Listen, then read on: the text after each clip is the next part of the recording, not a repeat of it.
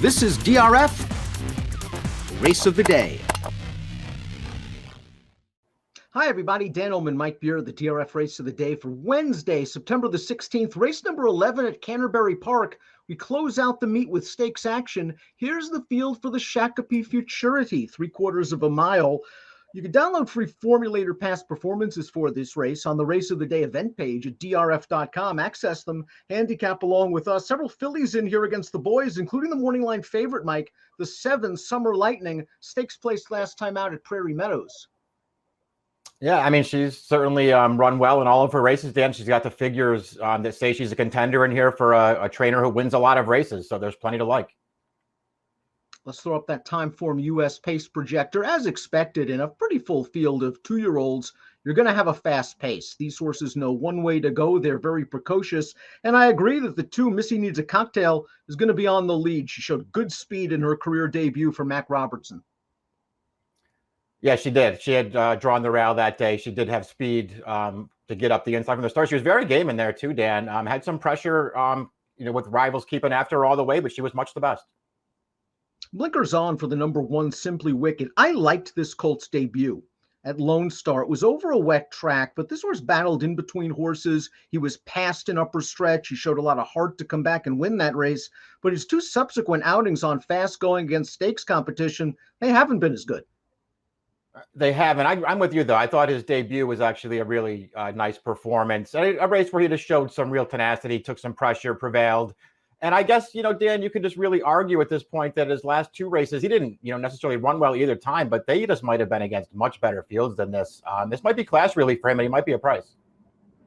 Missy Needs a Cocktail in number 2. Let's watch her debut. Daughter of Bernardini, and Mac Robertson year after year does great work at Canterbury. Missy Needs a Cocktail showed high speed from the start in this race, is never threatened down to the wire. 56 buyer speed figure. She can build off of that. It's all a question of how much heat she's going to get early as she stretches out of furlong. Yeah, agreed. We'll see what kind of trip she can pull here. Maybe she doesn't even need the lead. We'll see what she does, Dan. She ran really well in this race, as we already sort of mentioned earlier. She took some pressure around the turn. I thought she finished that race off very nicely. A very impressive win for her. I feel like she's a threat right back. Now, the 3 Cause I'm Leaving just didn't get out of the gate very well in his first 2 starts. Bingo, the light went on in start 3. Let's watch that race right now. He broke quick out of the blocks. He opened up, and this gray gelding does not give them a chance. He wins by almost 9 lengths, and he earned a big 68 figure. Very competitive against this field. Maybe this horse is figuring it out. Yeah, he buried this field. As you said, got out of the gate finally in this race, and he looked like a winner every step of the way, Dan. He was traveling very strongly with the pace, crushed that field through the stretch. His first 2 starts just felt like he was still figuring things out. Even that race 2 back, he stumbled very badly after the break in there, so he had a legit excuse, but he still looked green in that race, and he didn't look green anymore last time. Singing Spurs, the number 4. Let's watch his second lifetime start. This is graduation day, but it is against $40,000 Minnesota breds. He showed fine speed in this race. He's just going to hold on, but his buyers are light. It feels like, obviously most of these horses are stepping up in class, but it's an even bigger step up in class for this horse who at this stage of the game, after 2 races, he's just not fast enough to contend yet.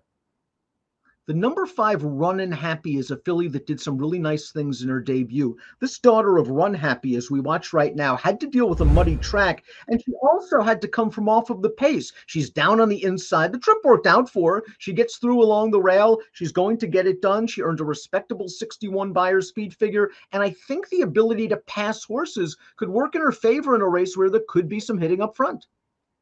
That's probably true. I thought she ran pretty well in this race. Did sit in behind. I mean, all in all, the trip really worked out for her. The rail was open around the turn. She just moved right up to take over. But I also thought she was very game in the stretch because that runner-up took a real run at her, and she put that horse away pretty easily.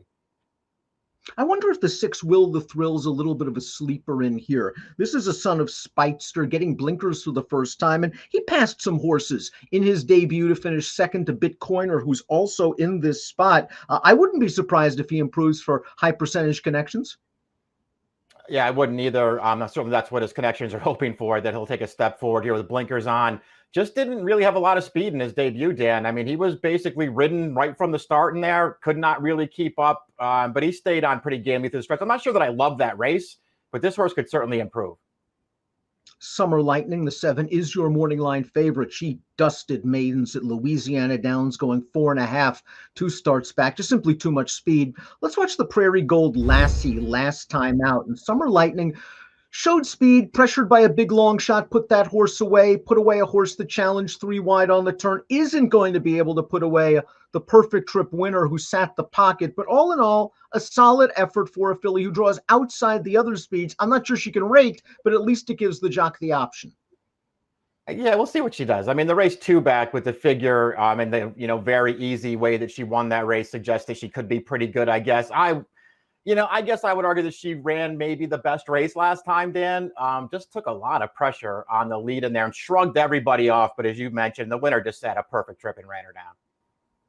Let's watch Bitcoiner, who beat Will the Thrill. This is Bitcoiner, a son of Upstart, a New York bred, winning his career debut for Mac Robertson. He was on the outside in this race. He makes the lead and he holds sway with a 51 buyer. He's come out of this race with a bullet workout. You see, he was a little bit green in upper stretch. I think he was looking around and weaving, but once the jock got back to asking, he stays straight and strong. He has upside. He's going to have to run faster. That's certainly not out of the question with 2-year-olds this time of year.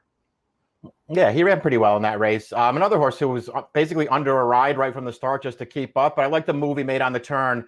You saw that was Will the Thrill there trying to get him late, just sort of forging on. But this horse was never letting that horse by. And completing the field is an Arkansas bred, the number 2 Citrus Bay. Let's watch his debut. Now, this is only a 4.5 furlong race, and it was 2 months ago. So we'll have to overcome the layoff, an outside post position in a race with other speeds, and a pretty significant stretch out in distance. But I do like the way he asserted himself at the 3/16 pole, Mike, putting away these other horses while racing on his left lead and just holding sway. Yeah, I liked all those things too. He stays on pretty gamely here to the end. This was off of 2 weeks rest also off of his debut. So I'm not surprised they gave him a little more time after that race. He ran fine, and it was, over 2 months ago, Dan. He earned a 58 buyer. He could easily improve.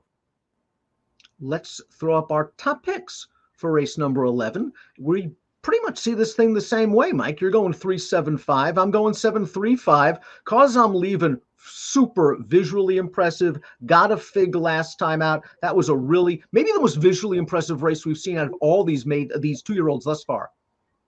That's sort of how I looked at it. I thought he ran really well last time. It's obviously a pretty big step up in class from here, so he's going to have to run at least as well against this field. But it just feels like he's sort of figuring things out as he goes along, and he took a big step forward last time. And he's a very fair price, I believe, on the morning line at 9-2. Summer Lightning, the favorite in here. Not sure how low I would go. She's got experience. She's got speed. She should be in the thick of things when they turn for home. 3-7-5-8 for Mike, 7-3-5-1 for me. It's your Wednesday race of the day at Canterbury. 2-year-old stakes action. Good luck.